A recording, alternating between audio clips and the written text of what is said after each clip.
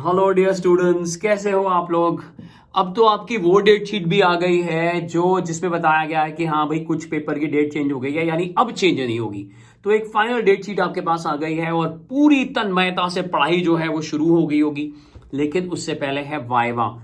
Viva की dates भी आ चुकी हैं स्कूल्स के अंदर और आप तैयारी कर रहे होगे। आपको समझ में नहीं आ रहा होगा कि भाई मैथ्स जैसे सब्जेक्ट के अंदर, क्योंकि आज जो हम वाइवा की सीरीज शुरू कर रहे हैं वो मैथ्स क्लास 12th मैथ्स के लिए है। तो वाइवा में क्या क्या पूछा जा सकता है। तो बच्चों, जो भी 1 मार्कर्स क्वेश्चन तुम कर रहे हो और जिनको ओरली पूछा जा सके, यानी पेन और कॉपी और पेपर की जरूरत ना पड़े जहां, तो वो वाइवा में पूछे जा सकते हैं। वाइवा के अंदर सबसे बड़ी बात, आपको बहुत नेचुरल रहकर आंसर करना पड़ता है और हम यहां पर एक एक कर कर सारे चैप्टर्स को कवर करने वाले हैं। और आज जो मैं कराने वाला हूं वो है रिलेशन चैप्टर में से वाइवा के किस तरह के फास्ट क्वेश्चन पूछे जा सकते हैं। और लगभग रोज आप समझ लें या एक दिन में 2 बार भी ऐसा हो सकता है कि वीडियो अपलोड हो और हम 2 और 3 दिन के अंदर अंदर सारे टॉपिक जो है वो कवर कर लेंगे वाइवा के। तो पूरी हिम्मत के साथ आप इन क्वेश्चंस को पूरे कॉन्फिडेंस के साथ इन क्वेश्चंस को समझिएगा, आंसर करने की कोशिश करिएगा। और क्योंकि हर क्वेश्चन पूछने के बाद मैं उसका आंसर साथ साथ बताऊंगा भी। और दूसरी बड़ी बात, अगर आपको ऐसी थ्योरी चाहिए जो कि बहुत फास्ट थ्योरी हो और जो आपको हेल्प कर सके आपके वाइवा के क्वेश्चंस में, तो आप हमारे को 9871041788 पर अपना नाम, स्कूल का नाम और कौन सी स्टेट से आप हैं वो हमें भेज दीजिए और हम आपको वापस व्हाट्सएप कर देंगे वो ऐसी थ्योरी जो बहुत छोटी है लेकिन बहुत काम की है और हम इसे कहते हैं नैनो थ्योरी। तो नैनो थ्योरी आपके घर तक पहुंच जाएगी। तो आइए शुरू करते हैं वाइवा के कुछ क्वेश्चंस। और जब कभी भी आप वाइवा देने जाएं आपको बहुत नेचुरल रहना होगा। ये नहीं कि आप बेवजह घबरा रहे हैं, बहुत एंशियस हो रहे हैं, स्वेट करे जा रहे हैं बुरी तरह से।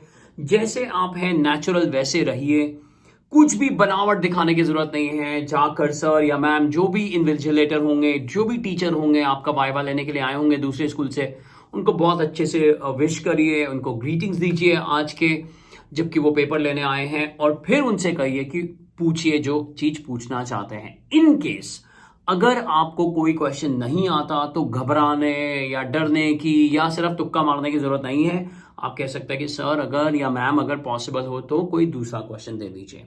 आइए हम शुरू करते हैं रिलेशन के अंदर। रिलेशन में पूछा जा सकता है कि कितने तरह के रिलेशंस आपके कोर्स में हैं।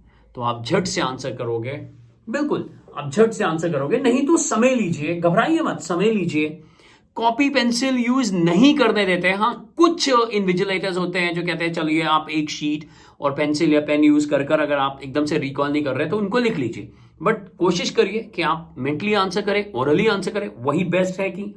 तो रिलेशन 3 तरह के होते हैं बच्चों। एक है रिफ्लेक्सिव, दूसरा है सिमेट्रिक और तीसरा है ट्रांजिटिव, जो क्लास 12th सीबीएसई के लिए है। ये 3 तरह। अब अगला क्वेश्चन ये बन जाता है, टीचर आपसे अचानक से पूछ सकते हैं कि अगर एक रिलेशन तीनों तरह का हो, यानी रिफ्लेक्सिव भी हो, सिमेट्रिक भी हो, ट्रांजिटिव भी हो, तो उसका नाम क्या होता है। तो आप जानते हैं उसको बोलते हैं इक्विवेलेंस रिलेशन।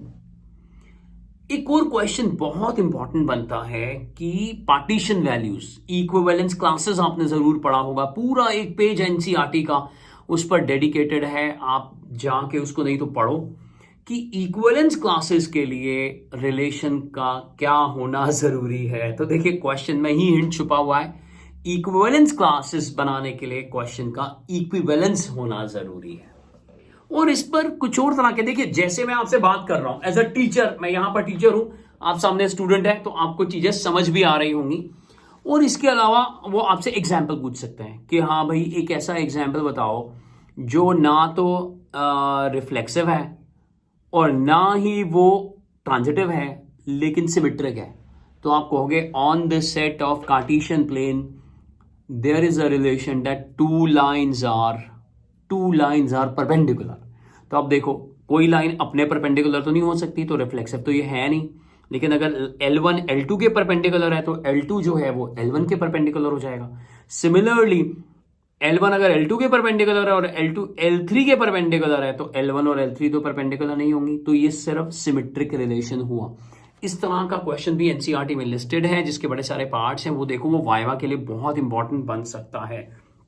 और सबसे बड़ी बात, नंबर ऑफ रिलेशंस कितने होते हैं? तो आपको मालूम है नंबर ऑफ रिलेशंस वो होते हैं जितने नंबर ऑफ सबसेट्स होते हैं। सो अगर एक मेरे पास रिलेशन है जिसमें m एलिमेंट्स हैं उसके डोमेन के अंदर और को डोमेन के अंदर n एलिमेंट्स हैं, तो हमारे पास नंबर ऑफ रिलेशन जो आएंगे वो आएंगे 2⁻mn। लेकिन अगर आपसे पूछ लिया जाए कि कितने नंबर ऑफ रिलेशंस हैं, अगर एक रिलेशन a क्रॉस a पर बनाया जा रहा है, कितने ऐसे रिलेशंस हैं जो सिमेट्रिक हैं, इसके लिए आप कंफ्यूज हो जाओगे क्योंकि ये ज्यादा हमारे कोर्स में है ही नहीं, लेकिन फिर भी पूछ लिया। तो ये मान लो अगर a क्रॉस a है और a में m एलिमेंट्स हैं, तो इसका आंसर होता है 2⁻m into m+1 divided by 2। तो फिर से मैं वो नंबर बोल रहा हूं, देर मत करना, उस नंबर पर व्हाट्सएप कर देना अपना नाम, अपने स्कूल का नाम और कौन सी स्टेट से आप हो, और हम आपको वो थ्योरी भेज देंगे जिसको जल्दी जल्दी से पढ़कर आप ये सारे फॉर्मूले वाइवा के लिए और फाइनल पेपर के लिए तैयार कर सकते हो। नंबर सुन लीजिए 9871041788। तो आगे बढ़ते हैं। रिलेशन, अब जैसे मैंने रिलेशन यहां बोला तो आपको बहुत सारे एग्जाम्पल समझ में आ रहे होंगे। वही कोई एक ऐसा रिलेशन बोल दो जो कि इक्वलेंस है, तो आप कहोगे on the set of integers a minus B is divisible by 3, या आप कह सकते हो टू लाइन्स आर पैरेलल। कुछ भी आप मतलब थोड़ा सा समय लेकर कुछ भी आप बोल दोगे, बहुत सारे तरह के एग्जाम्पल्स हैं, कोई एक भी बोल दोगे तो समझ में आ जाएगा।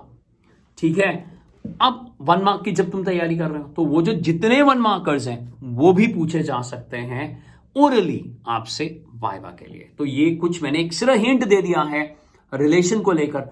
आइए आगे बढ़ते हैं फंक्शन की तरफ।